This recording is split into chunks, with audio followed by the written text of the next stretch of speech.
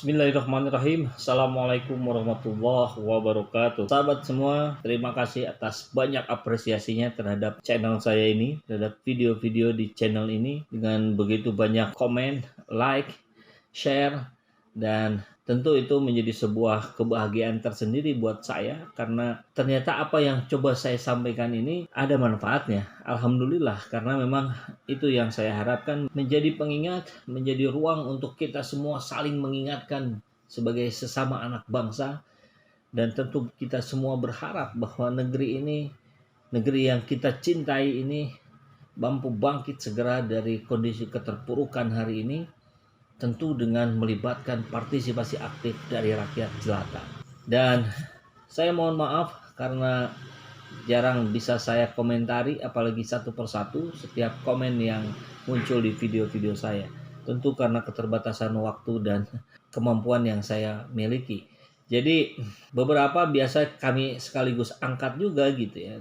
Komen-komen yang sahabat semua sampaikan, saya angkat menjadi video baru gitu kan. Mudah-mudahan ini menjadi sebuah interaksi yang bisa disambut dengan cukup baik juga oleh sahabat semua. Dan kemarin-kemarin saya baca-baca komen-komen dari sahabat semua.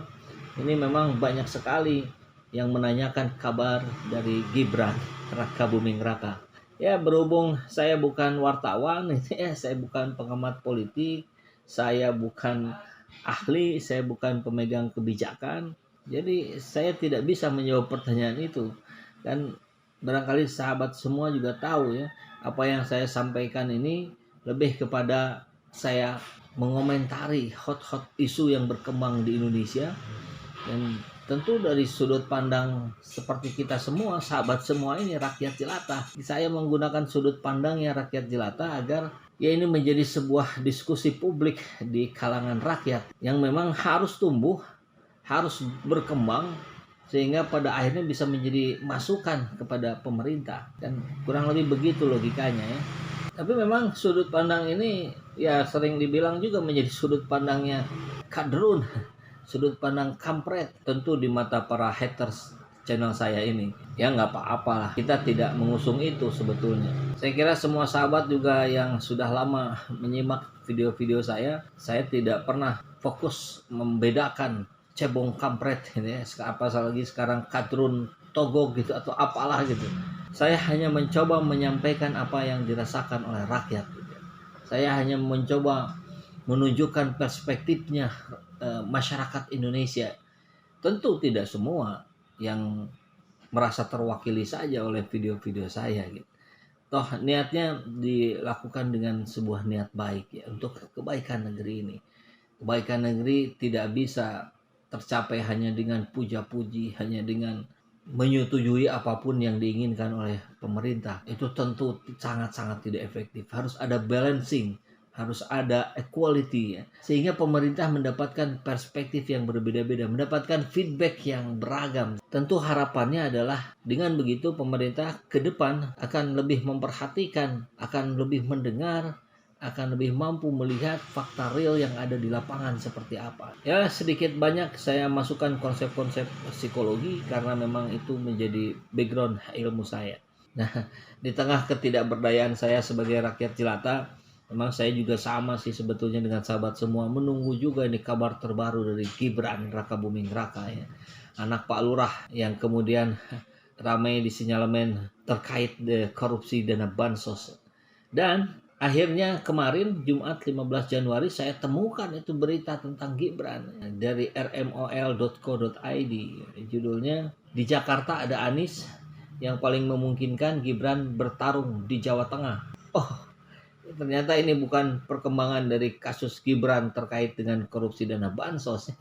Ini justru hal lain terkait masa depan Gibran menapaki jalur politik di Indonesia.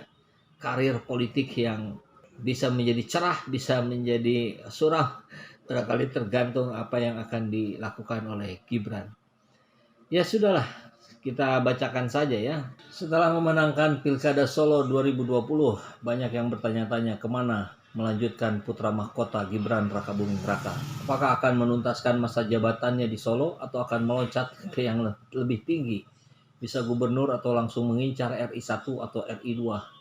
Ya, kalau melihat pola yang sudah terpapar sebelumnya, yang sudah dilalui oleh ayahnya sendiri, tentu itu hal yang lebih mudah untuk diikuti jejaknya ya.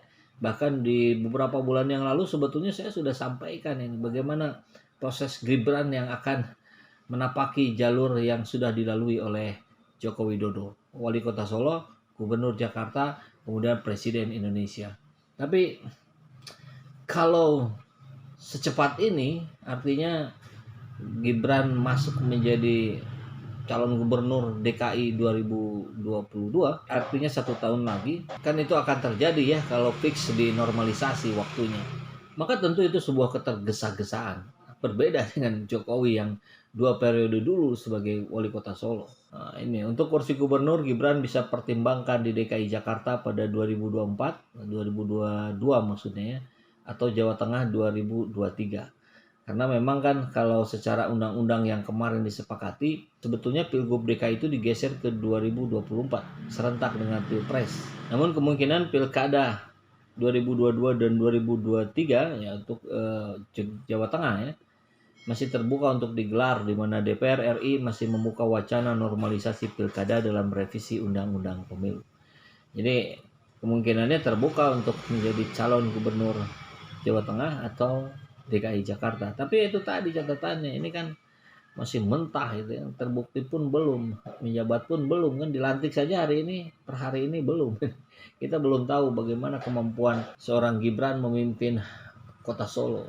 Ya, beritanya ke bawah-bawah diceritakan Gibran lebih punya kans kalau mencalonkan diri sebagai gubernur Jawa Tengah, karena sebelumnya Ganjar Pranowo yang tidak bisa lagi naik karena sudah 2 periode, tapi juga sesama PDIP. Jadi suara Jawa Tengah sangat kuat untuk PDIP. Sedangkan kalau di Jakarta ya tentu akan berhadapan dengan Anies Baswedan yang kita tahu ya elektabilitasnya terus naik bahkan sebagai presiden, apalagi sebagai gubernur. Belum lagi Tri Risma hari ini kemarin sudah membuat gebrakan baru dengan membuat pasutri ya, pasukan Tri Risma hari ini for DKI Jakarta.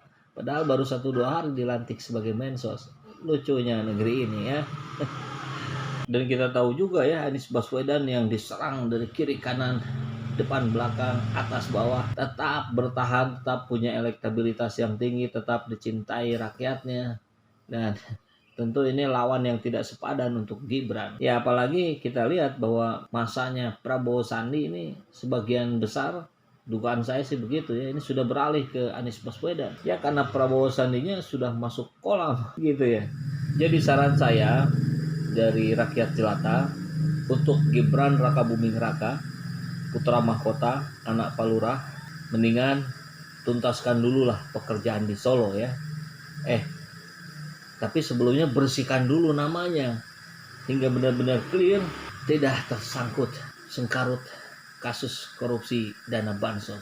Tapi memang perkiraan saya saja sih ini ya, ini yang akan bisa membersihkan Gibran Rakabuming Raka adalah majalah Tempo, karena dialah yang pertama kali mengangkat isu ini kan. Ya, kalau disangkal terus-terusan oleh Gibran ya bisa jadi rakyat juga tidak percaya ya, apalagi disangkalnya oleh pemerintah.